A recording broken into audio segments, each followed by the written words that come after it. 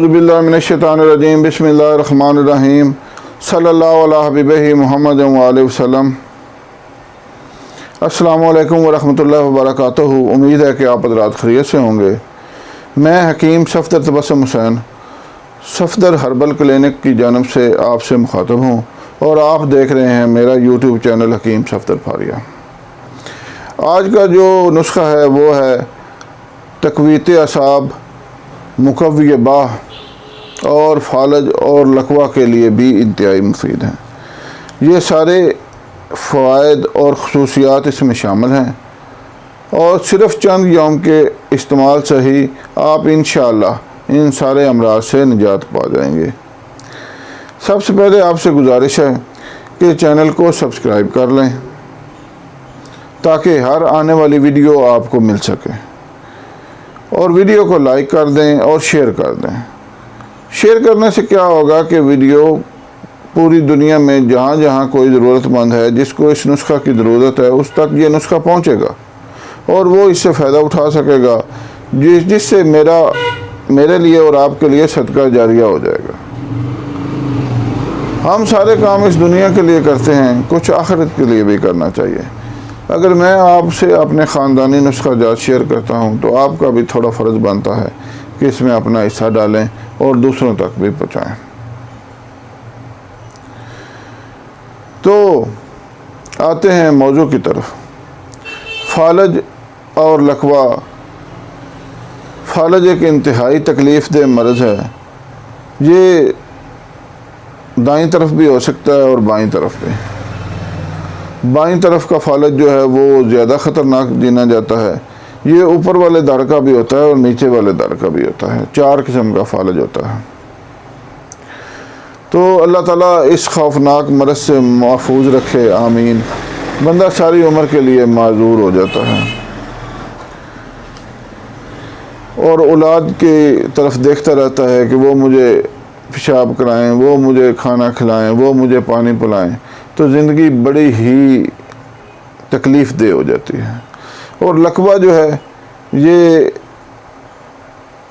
لقوہ نکلا ہے لفظ، لقوہ کا ترجمہ یہ ہے کہ جو باز ہوتا ہے شاہین، اس کا چہرہ ہمیشہ ٹیڑھا رہتا ہے، تو اس سے یہ لفظ نکلا ہے کہ لقوہ میں بھی مریض کا منہ جو ہے وہ ٹیڑھا ہو جاتا ہے۔ اس سے چہرہ انتہائی بدنما ہو جاتا ہے اور بندہ محفل میں بیٹھنے کے قابل نہیں رہتا۔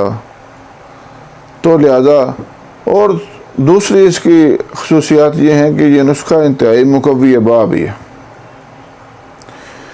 ایک گولی کھاتے ہی آپ کے جسم میں انشاءاللہ کرنٹ دوڑ جائے گا۔ تو موضوع کی طرف آنے سے پہلے میں آپ سے گزارش کرنا چاہتا ہوں کہ بھائی اپنے آپ کو 5 وقت نماز کا عادی بنائیں، مسجد سے اپنا تعلق بنائیں اور اللہ کے رسول خاتم النبیین حضرت محمد مصطفیٰ صلی اللہ علیہ وسلم کے احکامات پر پوری طرح عمل پیرا ہوں۔ اسی میں ہماری دنیاوی نجات بھی ہے اور اخروی نجات بھی، انشاءاللہ۔ حضور صلی اللہ علیہ وسلم کے رحمت للعالمین ہونے میں اس سے زیادہ اور کیا ہوگا کہ سب کچھ اپنے اختیار میں ہوتے ہوئے بھی کفار کے ظلم اور ستم سہے اس دین کے لیے۔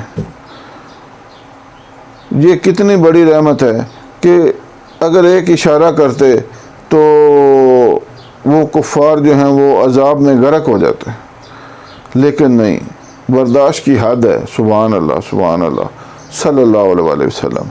تو بہرحال موضوع کی طرف آتے ہیں۔ آپ نسخہ سماعت فرما لیں۔